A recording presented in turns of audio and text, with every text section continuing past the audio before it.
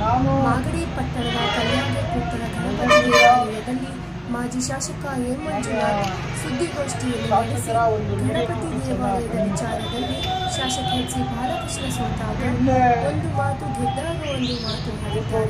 ಬಾಲಕೃಷ್ಣನಿಗೆ ತಾಕತ್ತು ಇದ್ದರೆ ಗಣಪತಿ ದೇವಾಲಯವನ್ನು ಉಳಿಸಿ ನಾವೇ ದೇವಾಲಯದ ಮುಂದೆ ಹಾರ ಹಾಕಿ ಸನ್ಮಾನ ಮಾಡುತ್ತೇವೆ ಎಂದು ಮಾಜಿ ಶಾಸಕ ಎ. ಮಂಜುನಾಥ್ ತಿಳಿಸಿದರು. ಅದರಲ್ಲಿ ಕಾರ್ಯಕರ್ತರು ಮುಖಂಡರು ಹಾಜರಿದ್ದರು.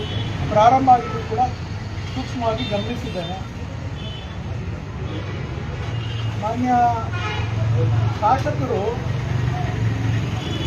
ಅವರು ಅಧಿಕಾರ ಇಲ್ಲದಂಥ ಸಂದರ್ಭದಲ್ಲಿ ಯಾವ ಮಾತನ್ನಾಡಿದ್ರು, ಈಗ ಅಧಿಕಾರಕ್ಕೆ ಬಂದ ಮೇಲೆ ಯಾವ ರೀತಿ ಅವ್ರು ನಡ್ಕೊಳ್ತಾ ಇದ್ದಾರೆ, ಅವರ ಮಾತಿನ ಅರ್ಥ ಏನಿದೆ ಅಂತೇಳಿ ಅದು ಕೂಡ ಗಮನಿಸಿದ್ದೇನೆ. 2018ರಲ್ಲಿ ನಾನು ಶಾಸಕನಾದ ಮೇಲೆ 2023ವರೆಗೂ ಕೂಡ ಈ ಕಲ್ಯಾಗೇಟ್ನ ಗಣಪತಿ ದೇವಸ್ಥಾನವನ್ನು ಒಳಗೊಂಡಂತೆ ಕಲ್ಯಾಗೇಟ್ನಲ್ಲಿ ಇರ್ತಕ್ಕಂಥ ಸಾರ್ವಜನಿಕವಾದಂಥ ಅಥವಾ ಖಾಸಗಿ ಸ್ವತ್ತುಗಳನ್ನು ಒಳಗೊಂಡಂತೆ ಹಲವಾರು ಚರ್ಚೆಗಳು ನಡೆದವು. ಏನು ಕೇಶಿಪ್ನವರು ಮಾಗಡಿ ಸೋಮಾರ್ಪೇಟೆ ಮತ್ತು ಮಾಗಡಿ ಬೆಂಗಳೂರು ರಸ್ತೆ ಅಗಲೀಕರಣ ಮಾಡ್ತಾ ಇದ್ದಾರೆ. ಆ ಅಗಲೀಕರಣದಲ್ಲಿ ಕಲ್ಯಾಗೇಟ್ನ ಸರ್ಕಲ್ನಲ್ಲಿ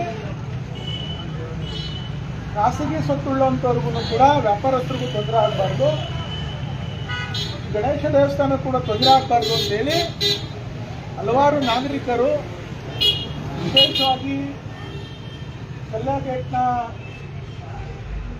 ವಿನಾಯಕ ಸ್ವಾಮಿಯ ಟ್ರಸ್ಟ್ನವರು, ಅಧ್ಯಕ್ಷರು, ಕಾರ್ಯದರ್ಶಿಗಳು, ನಮ್ಮ ನಾಯಕರಾದಂಥ ಎಚ್. ಎಂ. ರೇವಣ್ಣವ್ರನ್ನ ಒಳಗೊಂಡಂತೆ ಎಲ್ಲರೂ ಕೂಡ ನನ್ನ ಗಮನಕ್ಕೆ ತಂದಂಥ ಸಂದರ್ಭದಲ್ಲಿ ಹಲವಾರು ಬಾರಿ ಸಭೆಗಳನ್ನು ಮಾಡಿ, ಉನ್ನತ ಮಟ್ಟದ ಅಧಿಕಾರಿಗಳ ಸಭೆಗಳನ್ನು ಮಾಡಿ,